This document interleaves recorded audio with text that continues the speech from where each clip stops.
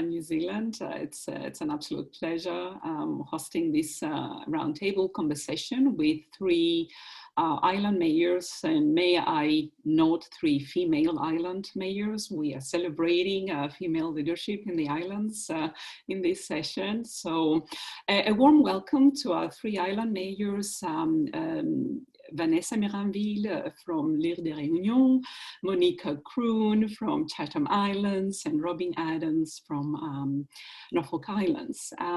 We will run this session in an hour, and we'll give the opportunity to our mayors to talk to us first. What's going on in the islands at the moment, taking in some of the local governance issues, and perhaps where relevant, talk to us how the islands are dealing with the pandemic, the topic of the moment, I would say. All 3 islands have something that is sort of a common characteristic. They're small and isolated, and also very remote as one can get, I would say. So I'm very interested in seeing and hearing from our island mayors, how does local governance is affected, impacted by this remoteness, and perhaps, highlight some of the good things that are happening on the islands that you would like to share with our audience this morning or evening, depending on where you are joining us from. So we will start with from Chatham Islands, and Monique Croon. Monique, go ahead and share with us what you'd like to tell us.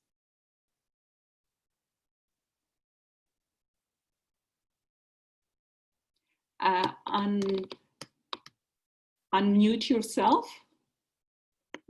Hey. Okay. Okay. Yeah. How's that? Can you hear me now? Yeah. Yeah. Kia ora from Wharakari, Rikahu and Chatham Islands. It's lovely to be here tonight. It's our night time here.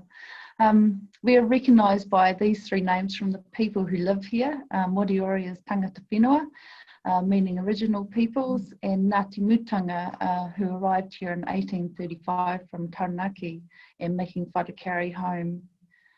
I identify as Ngāti Mutanga and a Chatham Islander, which is inclusive of all of us. And Chatham came from the name of the ship that landed here in 1791.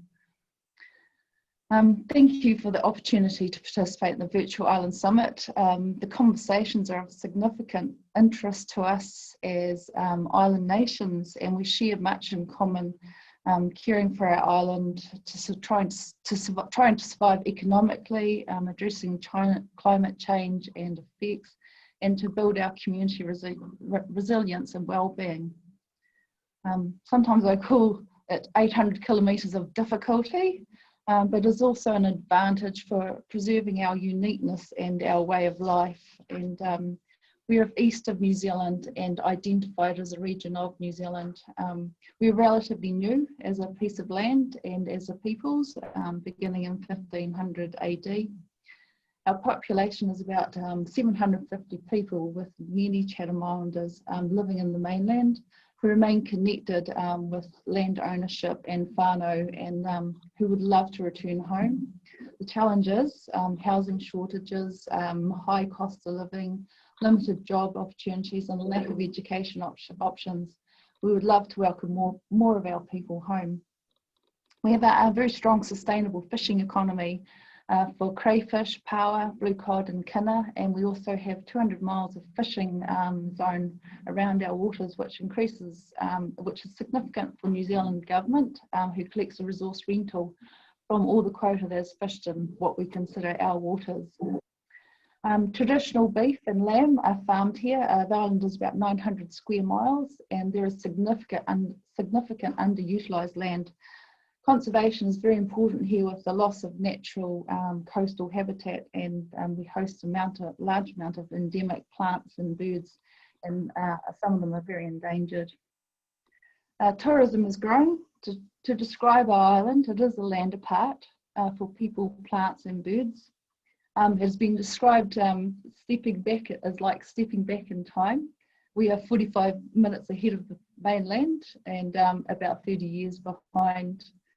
Our strategic plan is about maintaining our lifestyle, that we are able to self-determine our tourism, which benefits and enhances our community whilst providing an engaging experience and quality services to our visitors. Chatham Islands Council is one of the smallest in New Zealand with 400 ratepayers. Our responsibilities extend from water, solid waste, roads, land and water use, biosecurity, emergency management. In order to function, we have a partnership agreement with central government, which contributes to our operations, services and helps maintain our compliance. One of the other challenges here in the community, we're all spread out. We don't generally live in one area, so that's another bit of a challenge when you're trying to supply water and electricity. Our infrastructure is essential. Wharves, airports, energy, connectivity, air service and shipping service, which are currently in an undeveloped state. Without those, we cannot function as an island. And attracting public and private investment has been difficult. Our own island governors were fractured and operating in silos. We were unable to talk to central government, despite as a small economy, we perform slightly above the average New Zealander. Plus government receive resource residuals for the 200 mile zone surrounding the island. We still could not get the funding that we needed. As a Pacific island, we even considered that we should be receiving aid funding. We have many reports done on the island solution, virtually all saying the same thing, and are gathering dust because nothing has been implemented. Without the core funding that is needed to kickstart our economy, to have value add to our meat and our fish, and to promote our tourism and marketing and branding of our island. Since 2018, we have made on-island changes to how we work as leaders in the community. Ngāti Mutunga and Moriori are in treaty negotiations with settlement pending hopefully this year. They have become really significant contributors to the economic, social, cultural, environmental well-being of our island. As treaty partners with Crown and as co-governors alongside Chatham Islands Council and Chatham Islands Enterprise Trust, who are responsible for island economic development, we now have taken a community-led approach, have built meaningful relationships with government agencies and our local member of parliament.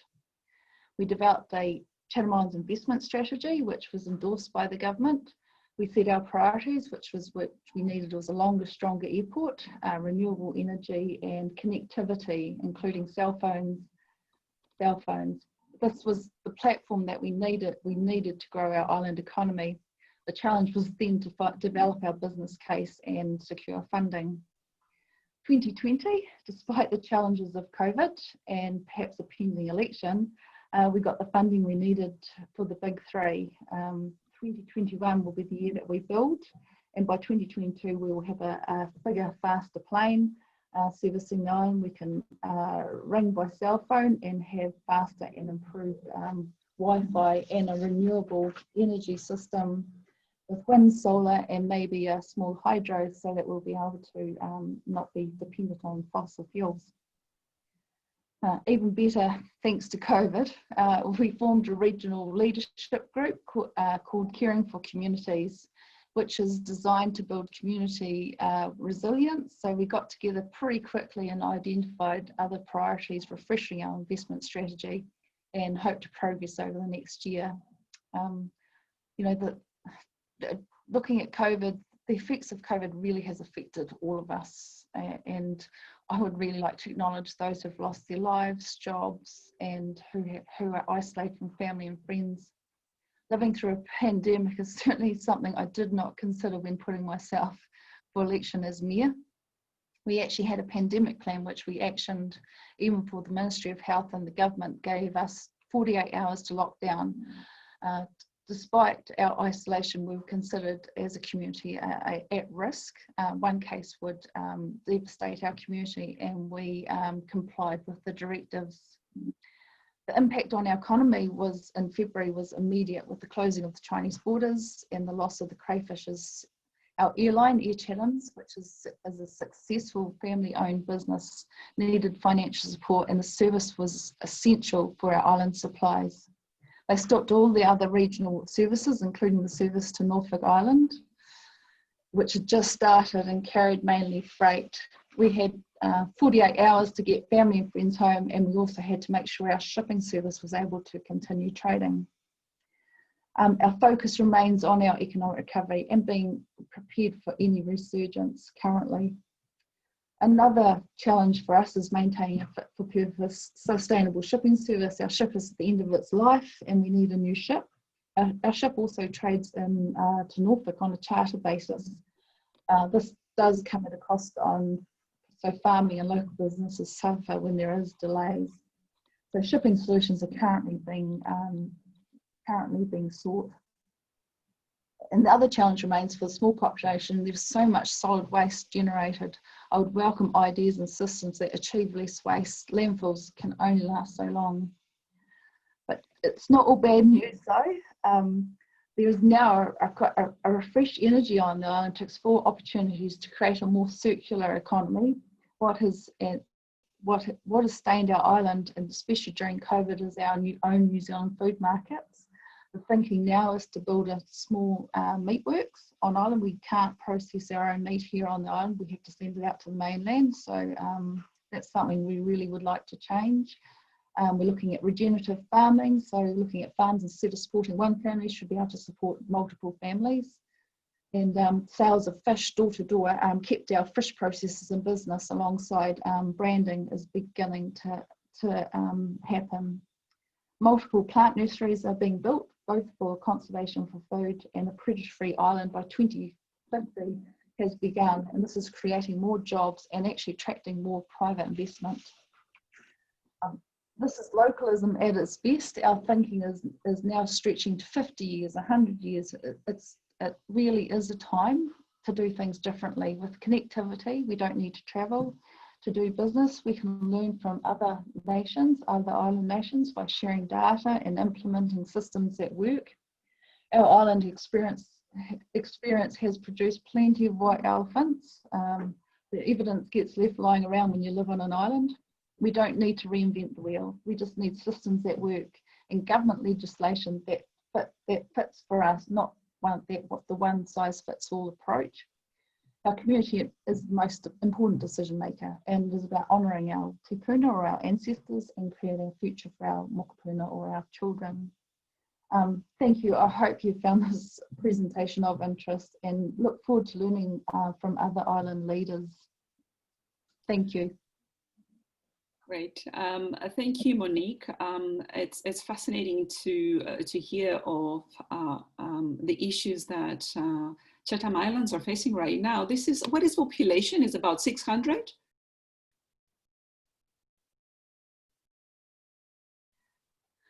It's 750 at the moment. 750. Yes. What keeps these 750 people in the Chatham Islands so far away from their mainland? Or, I think someone once told me that when people come from the Chatham to New Zealand, they say we go to New Zealand. It's like as if they go to another country. Yeah, and that's what it does feel like when you leave here and go to New Zealand. You do feel like you're in another country. I think the majority of us, it is such a great lifestyle, and we have a great community. A good community, and I think we love our way of life, which is hunting and fishing, and lots of freedom and open spaces. And I think, and it is beautiful here. And yeah, I think it just feels special. Yeah, I was reading in the New Zealand Herald the other day that the islands are experiencing a bit of a tourist kind of booming because of the restricted travel abroad, that a lot of people want to come to the islands, but of course there is that issue of flights and enough seats, on the plane. So how is that being dealt with? Well, it will still be a challenge for this year, and it's certainly why we have driven to getting the funding that we needed to build a longer, stronger airport, so that we could move to a bigger aircraft, which is a 737. So currently at the moment we'll just be juggling around with what we've got. The Convies that they currently use is at its end of life, and so I think we're looking at doing the ATRs. So I think that's going to be even more challenging because they're not actually designed for freight and passengers, which seems to be the best formula for us economically. Yeah. We'll take one question for you, Monique, before we move to the next presenters, and then we'll open up the conversation to everyone. But here is a question from Francesco Sindico.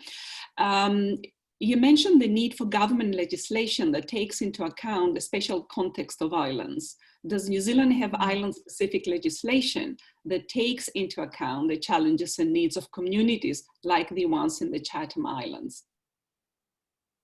No, they don't. And that's part of our struggle and battle, and working towards central government. So I mean, I'm hoping that, I'm not sure what's post-election, what's going to happen, but we certainly want to be able to go to Wellington to meet with various ministers and sort of just put the Chatham Islands or islands on the radar, so that we can, when they're making decisions on legislation, that they don't forget us, that they consider us from an isolated Chatham Island view. Yeah. Well, thank you, Monique. We'll come back to you with more questions later on in the open conversation. The next island mayor to talk to us is Robin Adams from Norfolk Island. It's the next island up the road with double the population of Chatham Islands, if I'm not mistaken, around 1,700 or around about. Robin, the floor is yours. Thank you, Vali. Listening to Monique, it just sounded like it's same as at home.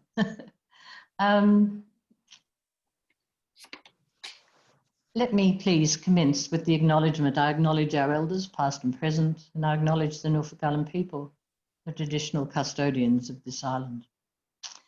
It's wonderful to be here. Thank you. Maybe I could just give a short history lesson to try and explain how we've got a mayor today, because the mayor of Norfolk Island has only existed now since 1st of July 2016. Prior to that, we had self-government from 1979 until 2015, when, for various reasons, the Australian Parliament removed self-government and put in place a local government model named the Norfolk Island Regional Council. But for those who don't know Norfolk Island, we sit in the Southwest Pacific between Australia and New Zealand, with the homeland of the descendants of the bounty mutineers who were moved from Pitcairn Island by Queen Victoria in 1856. And today we're a very multicultural, cosmopolitan community where people from all around the world have come and joined us and made Norfolk Island their home, and we've hopefully made them feel very welcome to live on our island. For me, I live in paradise. It doesn't matter what is happening out there globally. I think most of the Norfolk Island people are feeling very blessed at this time to live here at a time when so much pain and anxiety is happening out there in the world as a result of COVID. And so today we have a local government model, and that is a challenge. It's very much a learning curve. We're not part of any other state of Australia. The Commonwealth of Australia is our state. And they have applied some of New South Wales legislation to Norfolk Island, which in itself is creating issues. And that's what our council operates under, the New South Wales Local Government Act of 1993, with some modifications. And the difficulty is that we don't vote for the people who make the laws in New South Wales, and we look at that as being a democratic deficiency. However, they are issues that we are discussing continuously with the Commonwealth. We're working very hard to build collaboration, cooperation and partnership with the Commonwealth. I was interested to hear Monique say, you know, you talk about New Zealand from the Chathams going to New Zealand as if it's not part of, we're the same. We're going to Australia as if it's not part of Norfolk Island. That's not the case. The transition to the new governance model has its challenges. And in July this year, in partnership with the Commonwealth, Council has commissioned an independent governance and financial audit of Council's operations. And that report I hope to have on the table by the end of this month, because we go to the polls in November for the new Council. The removal of self-government and its replacement by a local model of government continues to divide the community, which distresses me. And in an effort to try and heal that division, Council has earlier this month called for a Royal Commission to be established by the Governor-General of Australia to inquire into and to report and make recommendations on options to provide for the most appropriate form of government for the non-self-governing territory of Norfolk Island that can achieve the majority support of the Norfolk Island people and build a pathway to peace. As the Mayor, being a small community, people are very aware of the issues and don't hesitate to make their grievances known to Council and to the Mayor, either in person or through the local media. Challenging times at the moment with our economy is almost totally tourism based. And with COVID, reduced flights with Air New Zealand from Australia, which just this week we have been given the news that Air New Zealand will only be flying twice a week, once from Sydney, once from Brisbane, until the end of March. And that is devastating news to Norfolk Island. As I said, we're totally dependent on tourism as our, the base of our economy. But however, by the same token, we are now today, since 2016, part of the Australian taxation and social welfare system. And so the Norfolk Island people are receiving similar assistance to that which is being received by Australians, job seeker, job keeper, etc., etc. I hate to think how it would be if that wasn't the case. But to then learn that we thought we were going to be able to bounce back by October with 6 flights a week from Air New Zealand. But that's not now to be the case until the end of March next year. Council has a job ahead of it to do quite a lot of negotiating with the Commonwealth around this issue, because Air New Zealand is contracted to the Commonwealth Government and who subsidises that flight to the island. So lots of conversations over the next couple of weeks to try and reverse that decision so that the community has something to look forward to, which at the moment, from the tourism point of view, is not the case. However, we are a very resilient community, and it's amazing. All of the ideas that are coming out of people, looking at how to recover and renew the island through into the future.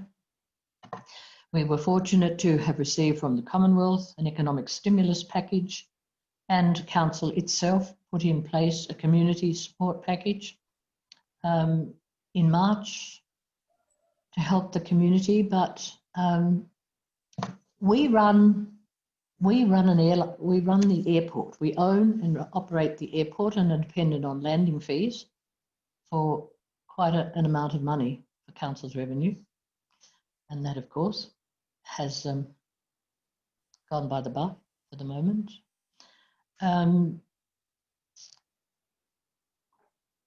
We run our own electricity reticulation and generation system.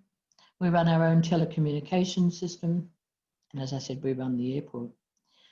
All of these things are creating challenges for us because they provide us income, the council income, which has been very much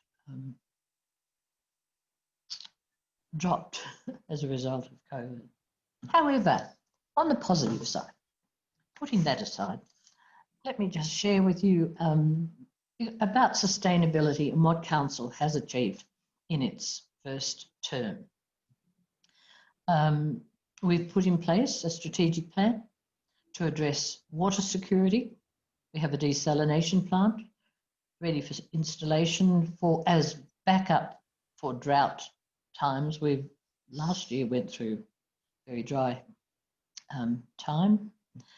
Improving water storage to reduce our resilience, to reduce our reliance on bore water.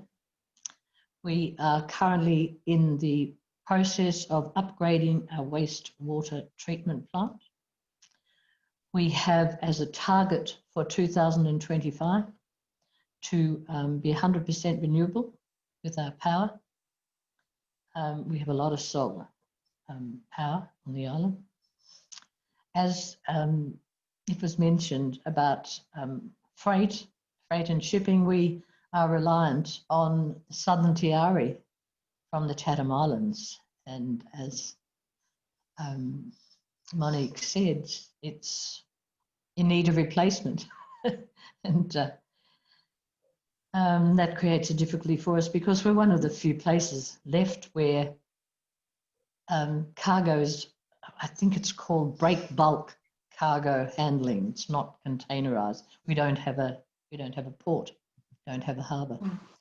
And so the ships anchor offshore, and we have what's called lighters towed by launches, ferrying the cargo backwards and forwards to the island. And it's becoming harder and harder to find shipping that's able to do that kind of so we have similar issues to you, Monique, on Norfolk. But thank you for the Southern Tiari when we can. But the problem is, you see, if we don't have good seas, as you mentioned, bad seas, the ship sits out there, can do so for 10 days, and that upsets your shipping schedule as well. So just another one of those minor little problems to be resolved. I could go on and on, but I'll stop there. Thank you, Robin.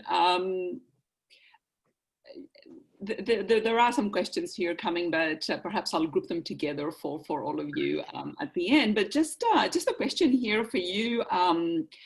When the self-governance was taken away from the Norfolk Islands by the Australian central government, for lack of a better word, was there any consultation process with the islanders?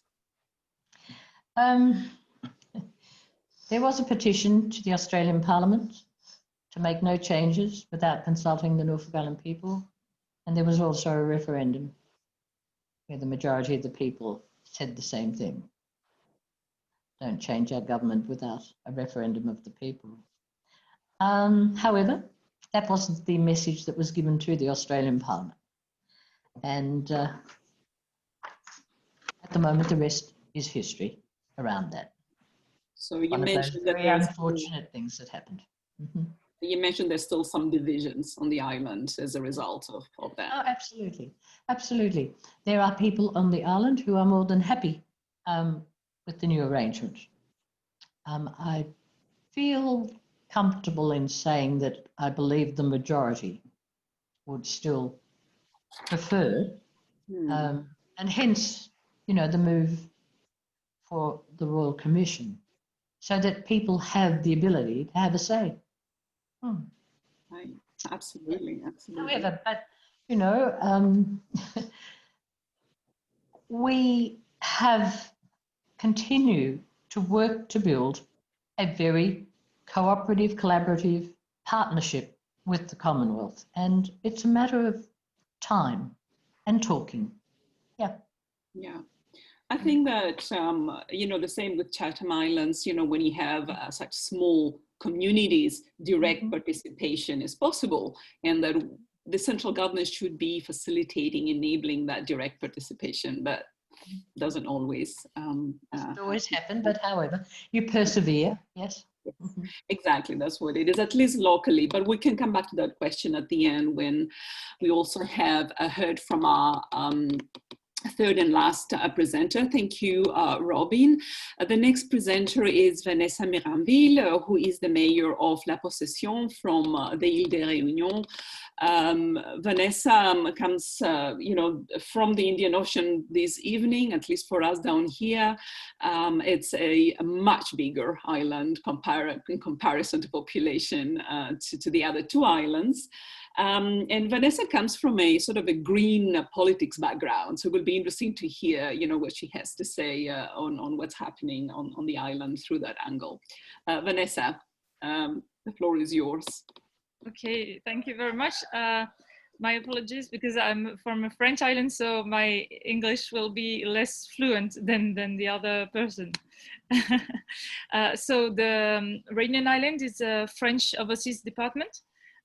We have nearly 1 million people living in the island, and in my city we are 35,000 inhabitants.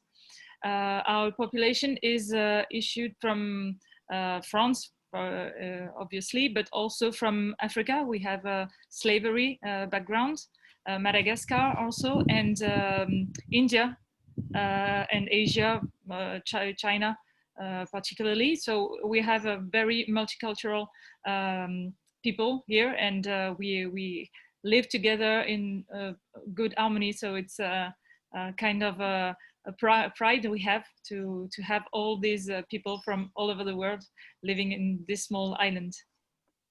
So for La Possession and the project we have, we are a city which didn't have any city center. So that was a pity, but we saw it like an opportunity, because we can do whatever we want to do the city center that we dream of. So that's what we started to do in 2015. And so the construction of this town center is one of the island's largest current real estate developments. So it will be for about 10-year project, creating a modern, functional downtown with innovating urban life, with sustainable development principles which have been applied to produce a high quality project with environmental, urban and regional terms. The project is on 34 hectares, so that's 5,000 new inhabitants coming, with retail premises, with offices, with public amenities like schools, town hall, cultural center, childhood center also. So we try to do a city where you can find anything you need in your daily life, just 5 minutes walk from where you live. So it's very important for us to have this type of building approach. We also try to respect the label in France called Eco-Quartier, Eco-District approach. It's a national label. It's also an incentive to sustainable development for our territory and a new way of making and living the city. And what we intend to do is to become the first island and tropical city who has this label, and to be able to export the approach to other cities in La Réunion, but also in the Indian Ocean, with Madagascar, with Mauritius, which you must know has been very impacted by wreckage, oil pollution wreckage recently. Also Seychelles, islands, and why not islands from the rest of the world.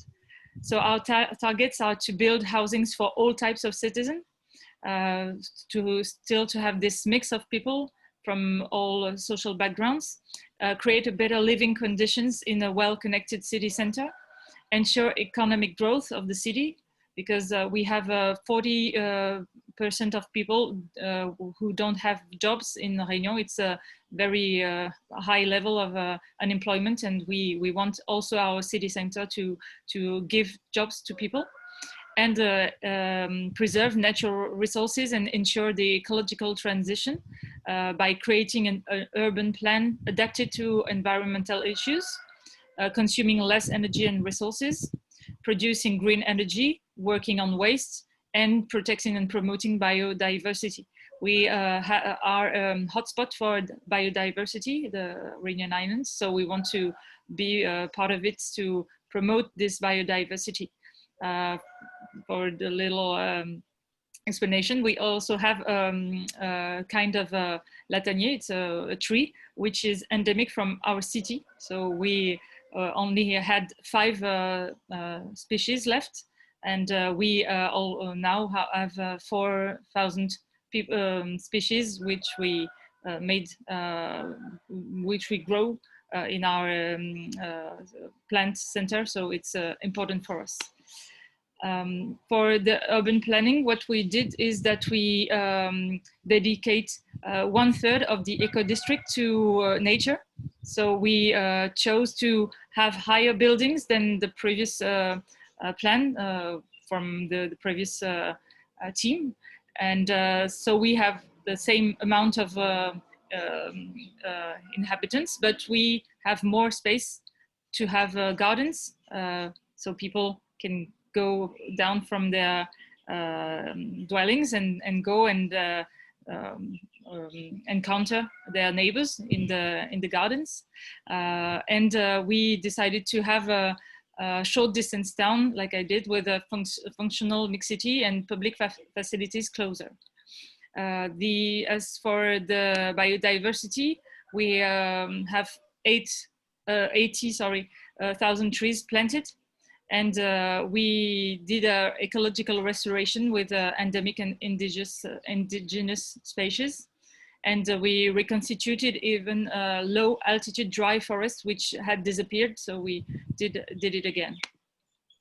As for energy, we have a high temperature and humidity climate with high rainfall. So we have very big issues of not having to put air conditioning everywhere.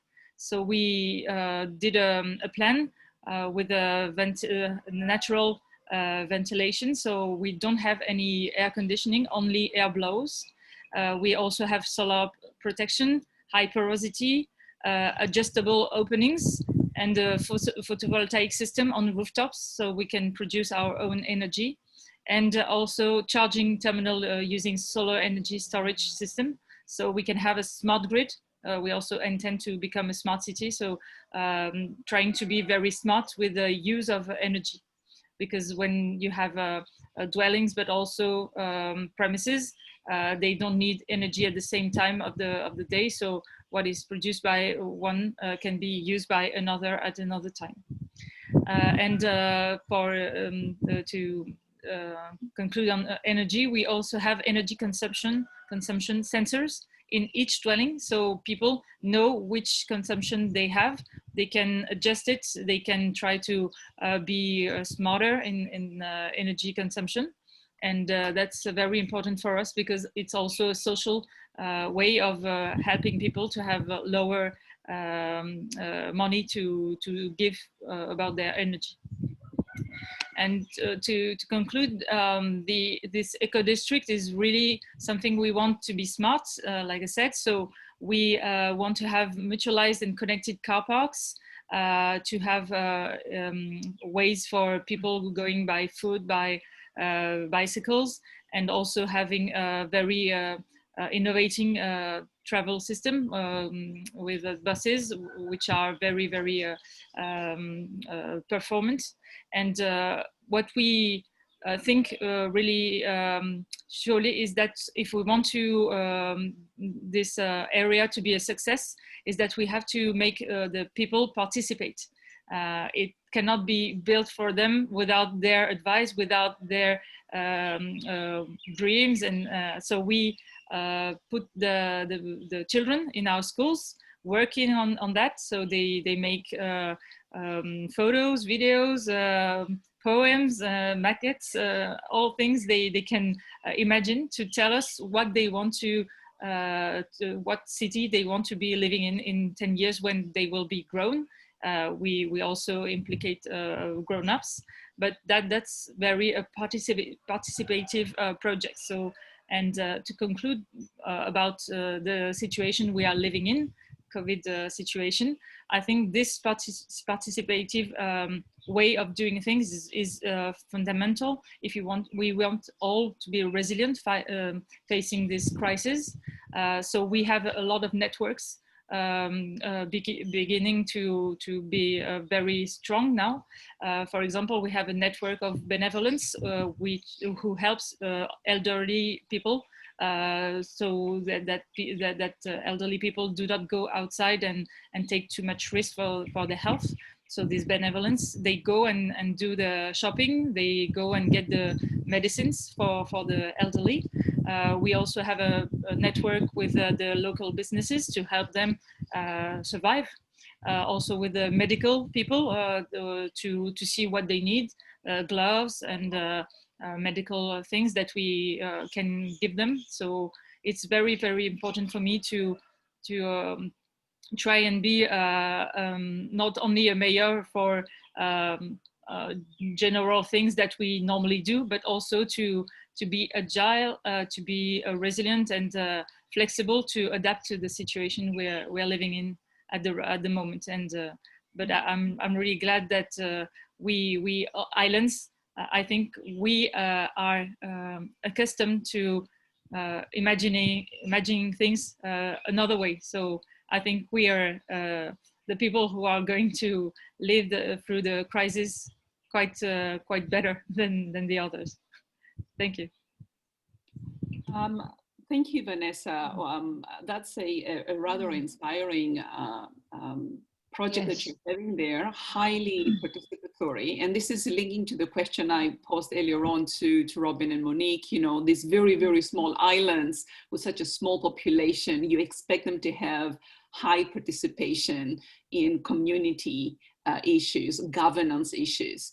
But when you have 700 people and, you know, less than 2,000, you expect them to come and knock on your door and, you know, tell you what they want, right? As you mentioned earlier on. But with you, Vanessa, you know, La Possession, what is the population of the city that you're a mayor? It's 35,000. Yeah, so that's, you know, the population there, and, you know, the whole of the island is much bigger.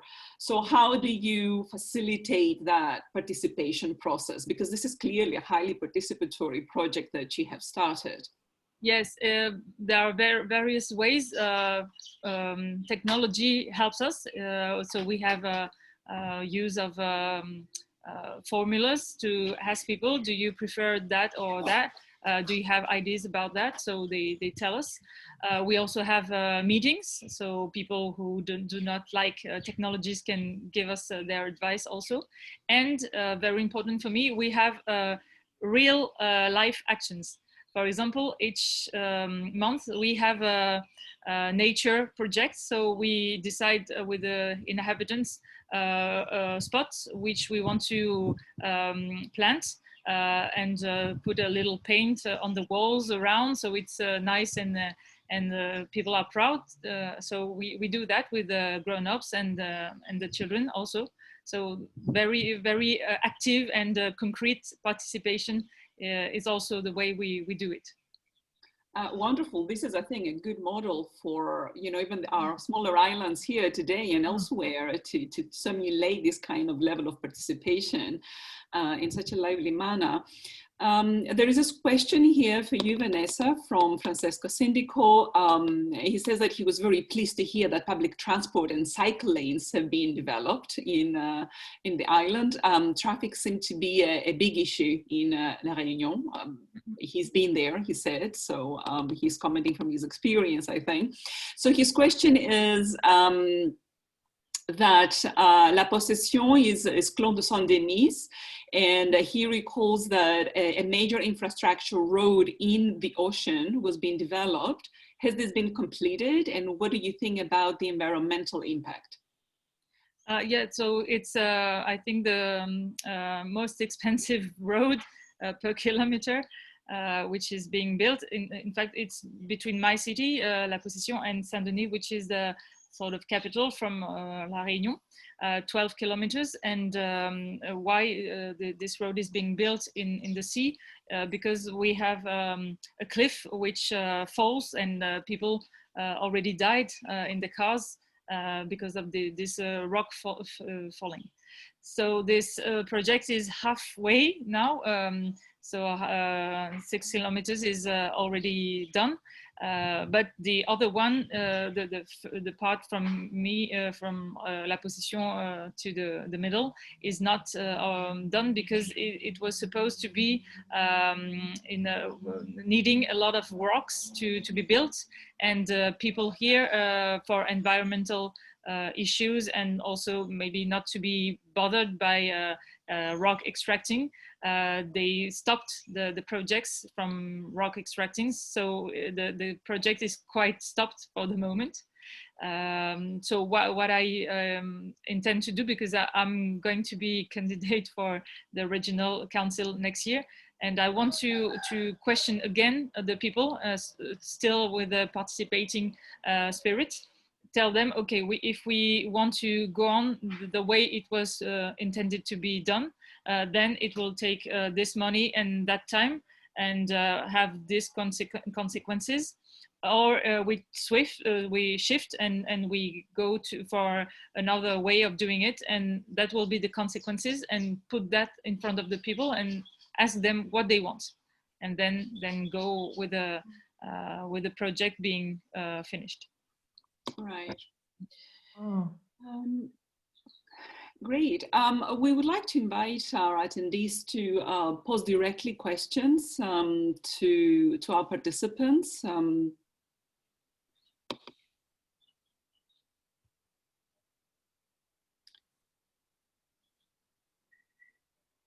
Or perhaps you can ask questions to each other.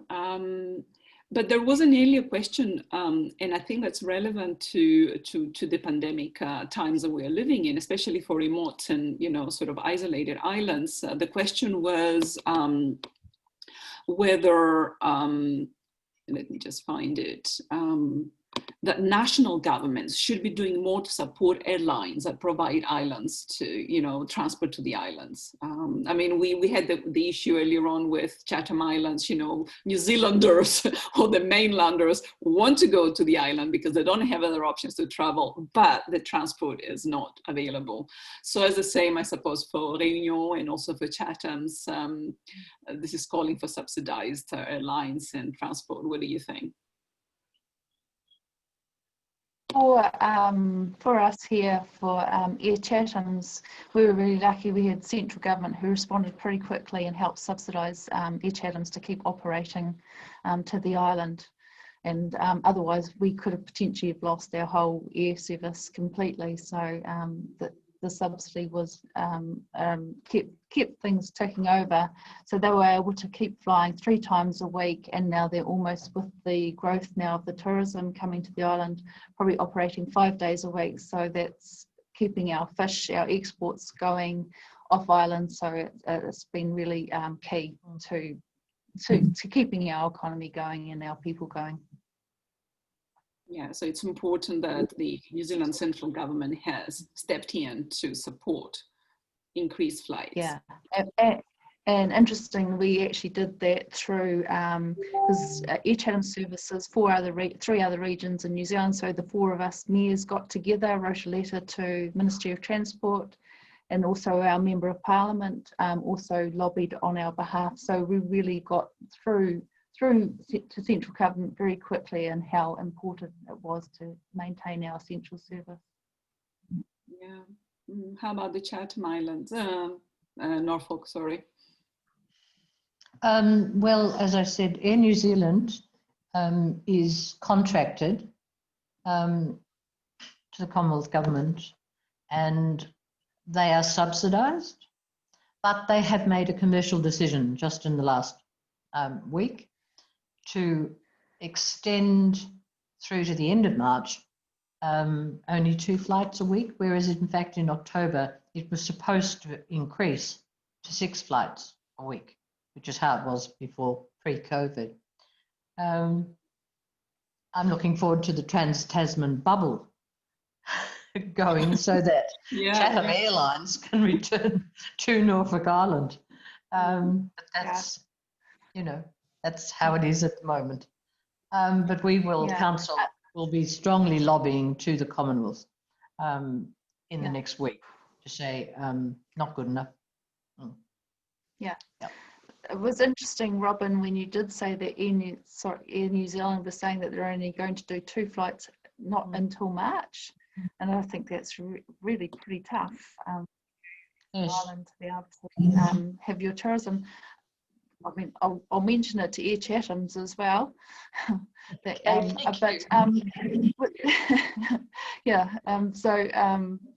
that could be an opportunity for them. But just for the COVID status for Norfolk, I mean, was there any cases on Norfolk Island? No COVID. No COVID. So like us. So that's probably something that we could work through. Yes, so there would be a bubble. Absolutely. Well, I think it's really something. I think that's really something to explore. Thank you. Yes. Maybe for Réunion, we have subsidies to go to France, but it's 10,000 kilometers away. That's a lot and a long flight, and carbon not really good about it. So what I think is we have to be more integrated in our region, so the Indian Ocean region, and to respond to Nicholas Watts, who asked how does Réunion work together with Mauritius and Seychelles in the Indian Ocean to promote the 5-minute settlement. We have local government from and elected people from other islands around Réunion who come to Réunion and visit our eco-city, and we want to show them really precisely and very concretely how we did it, and try to make them do the same thing. So we already have 2 neighborhood, one in Madagascar and one in Mayotte, which is from the Comoros Island, who already started to do the same principle of sustainable development and sustainable urban planning. Yeah, this is actually a very good point, especially for the Département d'Outre-mer, that they are so far away from France. I mean, at least New Zealand and Australia are relatively close to those 2 islands. But there's some questions for you, Vanessa, about the island being also part of the European Union's outermost regions, and how is that affecting or contributing to your local government running budgets, support? It gives us the right to have subsidies from the European Union, but the big problem is that if you want to have the subsidies, then you have to have 500 or 1,000 pages document to be writing. So if sometimes you don't have enough time and energy to go and get this money. I think it's a problem in France and Europe. Too many papers, and too many rules. So it sometimes discourages people to have projects. And what I see is also that we are European, so it's an opportunity also for us to go in other countries and to say we are not remote from from France. It's the opposite. We are forward, and we are in the oceans, the 5 oceans, with a French and European caution. So it's a kind of quality label to be European. It's interesting. Often I feel as an islander that it's not the island that is far away from the mainland. It's the mainland that is far away from the island, right? It's a question of perspective here. But I saw Monique nodding her head earlier on about all this bureaucracy involved. And I can only imagine a small island of 700 people having to put all that paperwork for, you know, any local government issues. And, you know, that goes the same for Réunion. And there is this question about what is the level of autonomy budget-wise towards the French government and also the New Zealand government and the Australian government? That's a question to all of you, perhaps, about budget autonomy. For Réunion, we depend a lot on France and Europe. Because Réunion does only product sugar with sugar cane, and we are too small to have a real industry. But I think it's a real problem to be that dependent. I think it's like 95% dependency.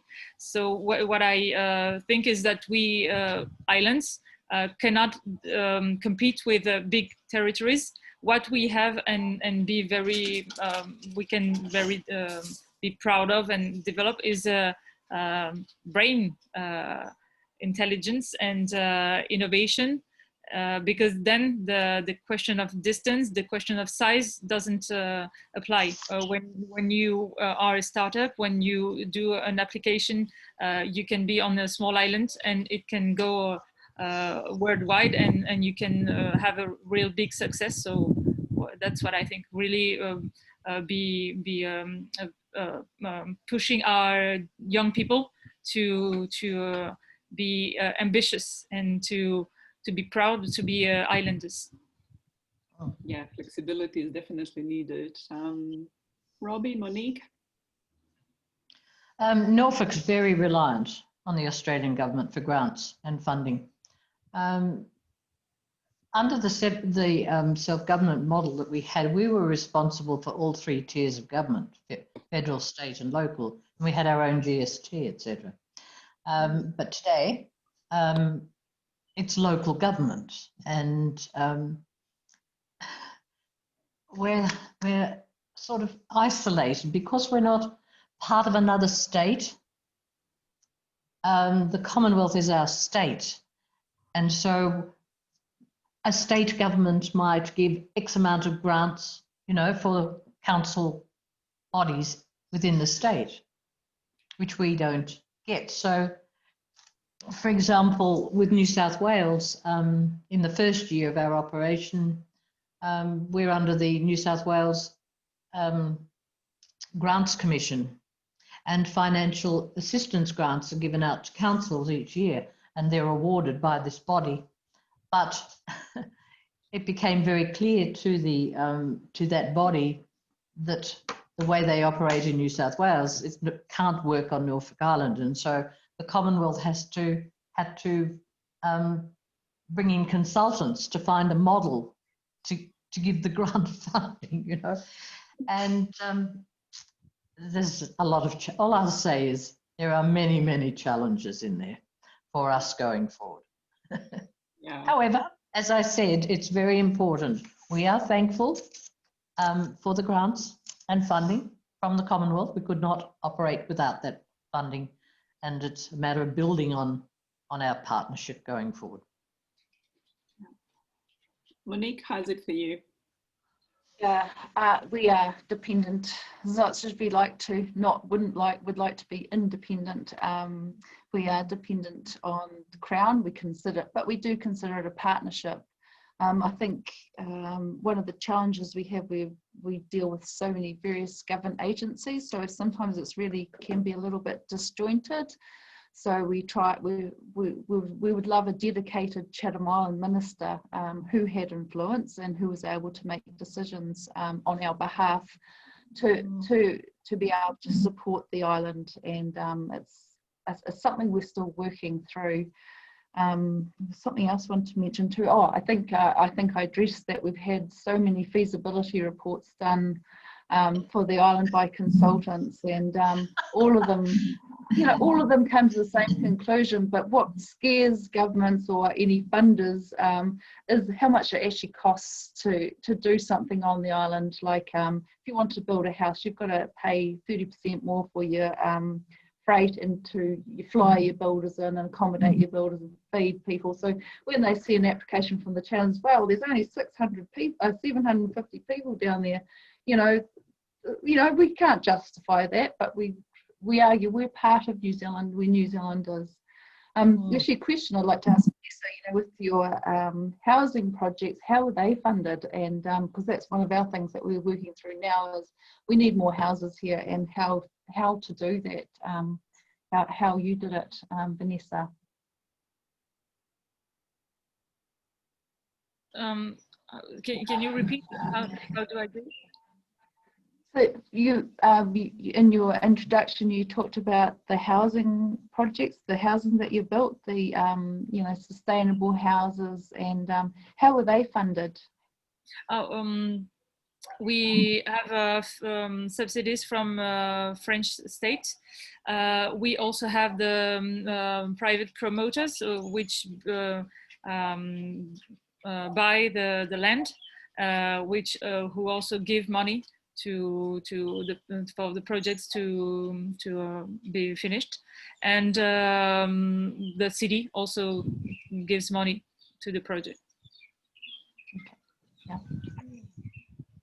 We have been given a few more minutes to run the session, 5 more minutes extra. So there is one question that is really sort of addressed to all of you. So if we could wrap up our roundtable conversation here by answering this question, that would be wonderful. So Madrono here is asking, where do you attribute the sustainability of your island territories with reference to the major pillars of sustainable development? How would you rate them? Vanessa, you said L'île de Réunion has sugar and that's it. So how do you rate sustainable development? As I said, for social things, we have this living together in harmony, which for me is a pillar of sustainable development. So we are good at that, but we are not good in other issues like alcohol consumption, because people who are unemployed, they frequently fall into alcohol, and then violence, domestic violence. We also have a lot of young women who are pregnant and are not able to raise their children. So we have these issues also. So it's kind of balanced. As for ecology, we are quite good because of this biodiversity hotspot we are. Also because we have a lot of sunshine, so 35% of energy in Réunion is produced with renewable energy, and we intend to achieve 100% in 2030 something. So we are quite good at that, but also have issues like waste management. We don't have any space left to deal with our waste, so we are going to separate things, recycle the most we can, and then burn the rest, instead of making coal and fuel come from abroad. So yeah, we are quite okay, but we still have much of progress. Yeah, thank you. Robin, Monique, where do you rate yourselves at? Well, as I've said, tourism's our economy, the base of our economy, and COVID is showing us just how fragile that industry is. However, we are in discussions fibre optic cable in order to build our connectivity globally and to become a data centre. That's another possible arm. We had endeavoured with the to persuade the Commonwealth, I suppose it's now 8 years ago, we had the opportunity to produce medicinal cannabis for export to Canada. And it was all ready to go. You know, it was a potential there of $6 million. However, the Commonwealth said no, that we weren't able to do that. So it's finding